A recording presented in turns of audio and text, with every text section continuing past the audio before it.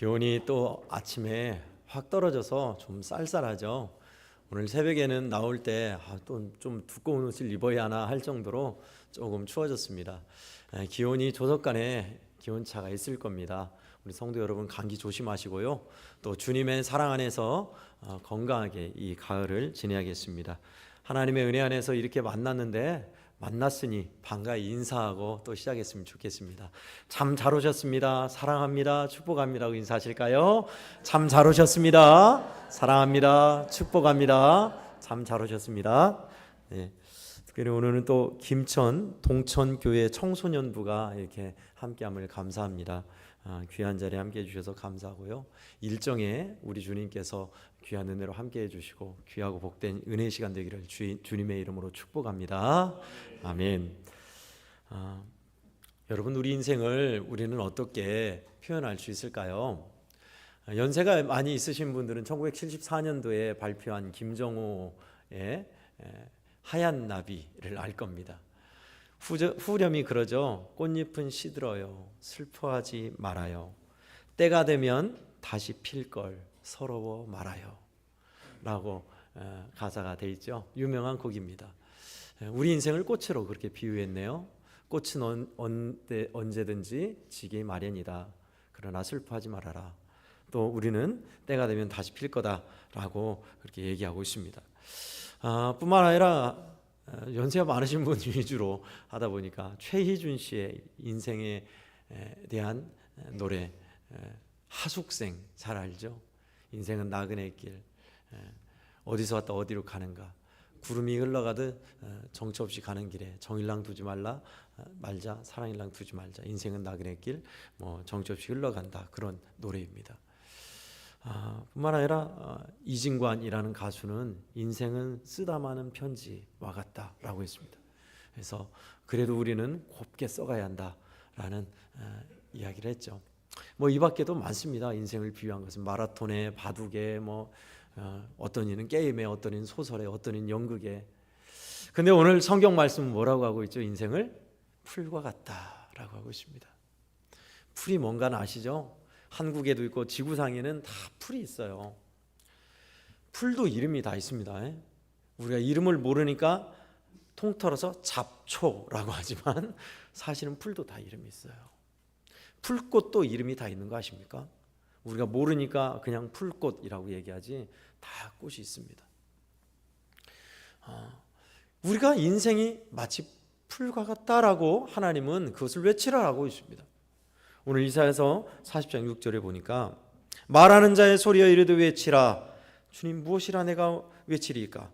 모든 육체는 풀이요 그의 모든 아름다움은 들의 꽃과 같다. 풀은 시들고 풀은 마르고 꽃은 시든다. 7절 후반절에 여호와의 기운이 그 위에 불기 때문이다. 이 백성, 이 인생은 다 실로 풀이도다 라는 말씀입니다. 여호와의 입김이 불어서 하나님이 후 불어가지고 다 시들고 다 말려 죽인다, 그런 의미가 아니라요, 하나님께서 정한 이치대로 우리는 다 그렇게 시들고 마르고 떨어지게 돼 있다라는 뜻이에요. 그 이치가 뭘까요? 우리 조선 땅에서는 생로병사, 태어나고 늙고 병들고 죽는 것. 여기서 떠나갈 사람, 여기에서 예외가 있을까요? 없어요. 저도 그러고 이곳에 있는 여러분도 다 그렇습니다. 장담컨대 여러분 50년 안에 우리 다 죽습니다. 순서가 없어요. 지금 저 뒤에 우리 주성이하고 우리 원영이가 있는데 제일 젊다 하지만 가는 날은 순서가 없습니다. 저보다 먼저 갈지 저보다 늦게 갈지 아무도 몰라요. 그죠? 불같은 우리 인생은 쉽게 연약해집니다. 청춘이 금방 가요. 20대가 영원하지 않습니다. 저는 군대 생활을 오래 하다 보니까 20대를 반절 이상을 군대 생활에서 보냈어요. 군대 갔다 오니 복학하고 취직 준비하니까 금방 30대 되더군요. 요즘은 30대, 40대까지 젊다고 봅니다. 금방 지나갑니다. 금방. 하나님께서 정한 이치를 떠나갈 수 없는데, 그러면 이 가을의 계절에 우리는 무엇을 바라며 나가야 할까요? 생로병사, 태어나서 늙고 병들고 죽는 이치를 모두가 떠나갈 수 없는 것인데 우리는 무엇을 찾아야 할까요? 고린도후서 4장 16절은 그런 인생을 그렇게 말하고 있습니다. 우리의 겉사람은 후패하나 속사람은 날로 새롭도다 했습니다. 성령으로 말미암아 너희 속사람을 능력으로 강건하게 하옵시며 라고 에베소서 3장 16절에 우리에게 말씀하고 있습니다. 겉보다 겉사람은 늙어가고 연약해지는 거 막을 수 없지만 우리 속사람은 더 강건해지고 새로워져야겠다라는 말씀입니다. 우리 한국교회 성도들도 제가 10년 전에 있을 때보다 지금은 확연하게 달라졌습니다. 많이 약해지셨고요. 앞으로 더 그러시겠죠. 하나님이 정한 이치입니다. 누구도 피해갈 수 없어요. 중요한 것은 뭐냐? 우리 속사람입니다. 그리고 오늘 말씀에는 뭐라고 하고 있을까요? 우리는 어디로 향해 가야 한다고 하고 있을까요? 오늘 제목을 그래서 꽃은 져야 한다라고 제목 잡아봤습니다. 영원한 꽃은 없죠. 조화가 아닌 이상 생화는 언제든지 시들기 마련입니다. 시들어서 여기 있는 난초도 시들어서 꽃잎이 툭툭 져요. 중요한 것은 뭐냐? 저와 여러분들을 하나님께서 이 땅에 심으셨는데 나무와 곡물은 모든 꽃을 피는 것은 뭐를 향해 가요? 죽음을요? 아니요. 열매를 향해 가는 겁니다. 감나무를 심었습니다. 왜 심었어요? 열매를 보기 위해서, 열매를 먹기 위해서. 대추나무를요. 벼를 심었습니다. 왜 심었죠? 벼를 수확해서 쌀을, 그 열매를 먹기 위해서. 고구마를 심었어요. 왜 심었습니까? 고구마 밑에 뿌리에서 연근은 고구마를 캐서 겨울에 먹으려고. 열매, 수확을 위해서 심는 겁니다. 하나님께서도 저와 여러분을 그렇게 열매를 바라시며 심으신 겁니다. 열매를 향하여 어떻게 갈 수 있을까요? 하나님께서 기뻐하는 열매의 모습은 뭘까요? 저는 오늘 말씀을 통해서 세 가지를 나누려 합니다. 오늘 말씀의 8절에 그렇게 무엇을 향해 가야 할지를 가르쳐주고 있습니다. 우리가 8절을 함께 읽겠습니다. 8절입니다. 시작. 푸른 마르고 꽃은 시드나 우리 하나님의 말씀은 영원히 서리라 하라. 아멘. 열매를 향하여 가는 것은 우선 말씀을 기억해야 한다는 것입니다. 하나님의 말씀은 영원하다. 우리 인생은 풀과 같아서 시들고 꽃은 지지만 하나님의 말씀은 영원하다. 험한 인생이 아니다. 하나님의 영원한 말씀을 붙들라라는 것입니다. 말씀이 여러 가지잖아요. 뭘 붙들어야 할까요? 오늘 저는 세 가지 붙들어야 할 말씀을 함께 나누려 합니다. 먼저 첫 번째는요, 함께 하심입니다. 따라하겠습니다. 함께 하심. 함께 한다는 것이 얼마나 우리에게 위로와 힘이 되는지 몰라요. 혼자가 아니라는 사실 말입니다. 주님은 우리에게 약속하셨습니다. 잊지 말아라. 승천하시면서 마태복음 28장 20절에서 볼지어다 내가 세상 끝날까지 너희와 항상 함께 있으리라. 아멘. 주님의 이 약속의 말씀 말입니다. 내가 어두운 길을, 고난의 길을, 절망의 길을, 또 은혜 없는 방황의 길을 간다 할지라도 잊지 마십시오. 주님은 그 자리에 나와 항상 함께 하신다는 사실. 이 약속의 말씀을 붙드는 자가 하나님께서 기뻐하시는 그 영원한 말씀 위에 서는 자일 것입니다. 이사야서 41장 10절은 여러분이 좋아하는 말씀이죠. 저도 가끔 묵상할 때 참 힘이 되는 말씀입니다. 두려워 말라 내가 너와 함께 함이라. 놀라지 말라 나는 너의 하나님이 되리라. 내가 너를 굳세게 하리라. 참으로 너를 도와주리라. 참으로 나의 의로운 오른손으로 너를 붙들리라. 아멘. 우리 주님은 우리가 강할 때요? 잘할 때요? 헌신될 때요? 아니요. 이 말씀의 배경은 반대입니다. 포로되고 끝내 망해버렸던 하나님의 말씀을 불순종하여 죄 가운데 헤매이는 우리를 사랑하사 두려워 말아라 함께한다 라고 말씀하고 있습니다. 두 번째는 사랑하심입니다. 따라하겠습니다. 사랑하심. 하나님은 우리를 사랑하신다는 사실을 우리가 알길 원하세요. 어린아이들도 자주 부르는, 지금도 부르는지 모르겠습니다만 요한복음 3장 16절 말씀 아시죠? 3장 15절부터가 참 좋더라고요. 15절 16절. 모세가 광야에서 뱀을 높이 든 것 같이 인자도 들려야 하리니 이는 그를 믿는 자마다 영생을 얻게 하려 하심이라. 하나님이 세상 대신 내 이름을 넣어도 됩니다. 하나님이 세상을 이처럼 사랑하사 독생자를 주셨으니 이는 그를 믿는 자마다 멸망하지 않고 영생을 얻게 하려 하심이라. 아멘. 어떻게 사랑했다고 하고 있죠? 이처럼 사랑했는데 독생자를 우리에게 주심같이. 오늘날은 자녀들을 많이 낳지 않습니다. 물론 자식을 키우기가 힘들어서도 그러고 또 여러 가지 어려움이 있어서도 그렇습니다만은 자녀를 한둘 낳다 보니 나타나는 뚜렷한 현상 중에 하나는 예전 자녀들을 많이 낳아서 키웠던 때보다 훨씬 더 자녀에 대해서 금이야 오기야 하면서 지극히 아끼는 것이 더해졌습니다. 그 기간도 길어졌습니다. 심지어 취직할 때까지. 캥거루족이라고 하죠. 자식이 다 장성 있는데도 여전히 품에 두려는 지극히 자식을 아끼는 것이 더해졌습니다. 그런데 어떤 일인지 예전보다 훨씬 그 자녀는 부모에게 못하는 것뿐입니까? 관심이 없고 패역한 세대이죠. 그렇게 되었어요. 하나님이 우리를 사랑하신다는 사실이 어떤 것인지, 내가 자녀를 아끼는 것을 훨씬 뛰어넘다는 말입니다. 독생자를 줬다는 거예요. 독생자는 독자 아들이란 뜻입니다. 아들, 딸 둘이 아니라 하나밖에 없는 아들을, 하나밖에 없는 딸을 누군가를 위해서 죽음의 길로 내어준다? 우리는 상상할 수 없습니다. 더 쉽게 여러분에게 표현 드렸습니다. 예수님과 나 둘 중에 하나님의 독생자 예수 그리스도를 버리고 나를 선택하신 거예요. 이게 제가 말로 몇 마디 했지 그런갑다 하죠. 진짜 이것이 우리에게 이해가 된다면 우리는 감당을 못합니다. 3살, 4살 아이에게 엄청난 고차원적인 수학을 이해시키기가 불가능하죠. 맞습니다. 우리가 겪은 바, 우리가 살아온 바 인식하에서만 깨닫는 겁니다. 우리는. 그러나 우리는 하나님의 사랑이 어떠하심을 날마다도 알아가는 사람, 이것이 하나님의 영원한 말씀 안에 있는 사람입니다.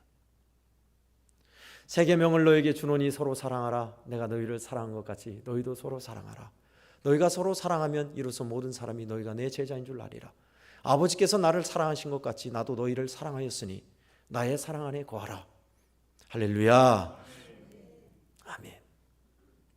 이 사랑은 우리가 하나님의 뜻대로 살아서 잘해서 하나님이 기뻐하시는 교회를 지어드리고 저기 멀리 아프리카나 다른 나라에 교회를 세우고 보건소를 세우고 해서 기뻐하는 것 이상입니다.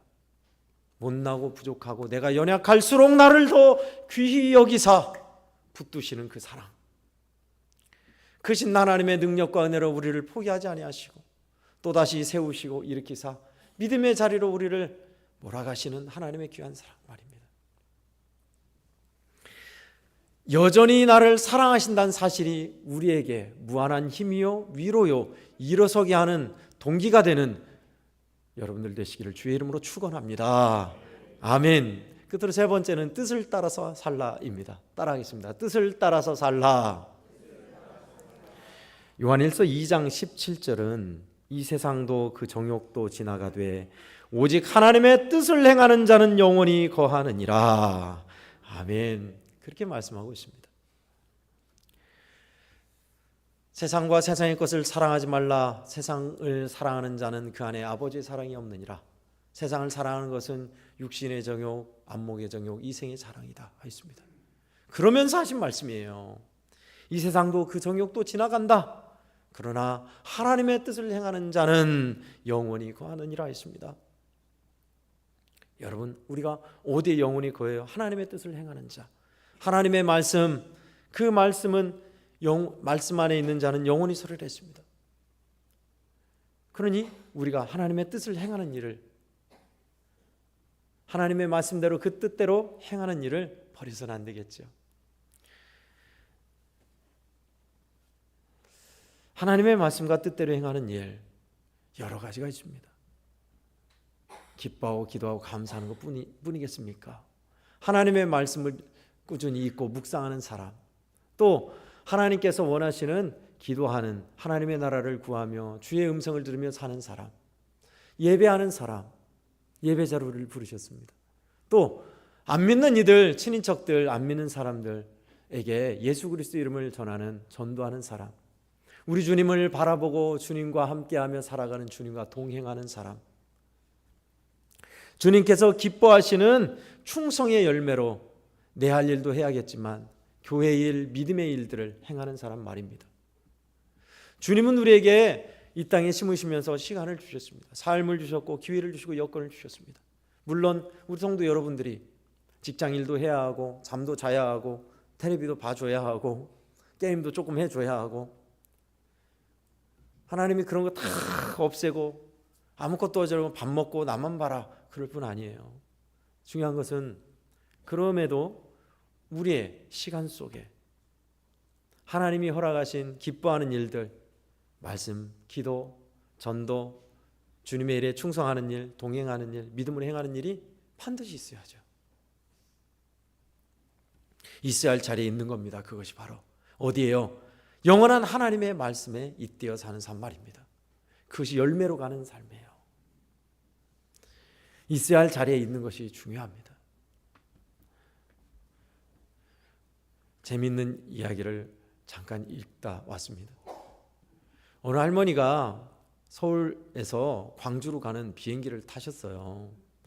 비행기를 타서 비행기 속을 딱 가보니 비행기가 자리가 다 다르잖아요. 보통은 이코노미석, 일반석 자리가 좁습니다. 좁은데 앞으로 가니까 넓은 자리가 있는 거예요. 얼마나 좋아요. 됐다 해갖고 넓은 자리 비어있길래 싹 거기 앉았습니다. 이코노미 비즈니스석이죠. 꽤 비쌉니다. 딱 근데 이제 승무원이 와서 할머니 여기는 할머니가 앉은 자리 아니에요. 저 뒤쪽에 자리 있으시니까 그쪽으로 가셔야 돼요 하니까 할머니가 한사코 거절하는 거야. 아, 왜 넓은 자리 놔두고 나를 좁은 자리로 보내냐. 싫다라는 거예요. 계속 승무원은 설명을 해야죠. 여기는 다른 사람이 앉는 자리고 넓은 자리는 돈을 더 내서 앉는 자리입니다 하고 여기 앉으면 안 됩니다. 아, 가는 거 똑같은데 왜 나를 좁은 자리로 보내느냐 하는 거예요. 말이 안 통하죠. 근데 옆에 있는 신사가 한마디 했는데 할머니가 군말 없이 가더래요. 그래서 궁금하잖아요. 뭐라고 하셨는가. 그래서 그 승무원이 그 신사분에게 어떻게 말씀하셨습니까? 물었답니다. 그래서 하는 말이 뭐냐면 할머니에게 이렇게만 말했습니다. 할머니, 여기는 광주가 아니라 부산 가는 자리예요. 그러니 군말 없이 가더래요. 자리를 잘 잡아야 돼요. 우리가 있어야 할 자리가 어디입니까? 영원하신 하나님의 말씀. 어떤 말씀이요? 여러분 잊지 마세요. 아무리 못나고 부족하고 깨어지고 부서지고 넘어져도 하나님 함께 하신다. 하나님은 그래도 나를 사랑하신다. 내가 해야 할 길, 있어야 할 곳, 갈 길은 하나님의 말씀의 뜻대로 사는 길이다. 이것이 열매로 가는 길이요, 영원한 삶으로 향하는 길입니다. 우리 한국교회 성도들은 다 이러한 삶을 용감하게 살아내시고 주의 은혜로 함께 하시는 여러분 되기를 간절히 축원합니다. 아멘. 하나님 아버지 감사합니다. 꽃은 시들고 잎은 집니다. 우리의 인생은 태어나서 늙고 병들고 죽음을 맞이합니다. 그러나 오늘 말씀을 봤더니 부활과 소망 되신 우리 주님의 말씀 안에 있는 자 영원히 설일하셨습니다. 주님 항상 함께 하신다는 사실, 여전히 변함없이 그럼에도 사랑하신다는 사실, 영원한 하나님의 말씀 뜻대로 행하는 자로 살리라 우리 다짐하며 또 나아갑니다. 한 주간 이 말씀이 우리를 견인하여 주시고 성령이여 인도하여 주셔서 영원한 반석이신 우리 하나님 그 안에 살아가는 복되고 당당한 우리 한국교회 성도들 다 되게 해 주시옵소서. 거룩하신 예수님의 이름으로 간절히 기도하옵나이다. 아멘.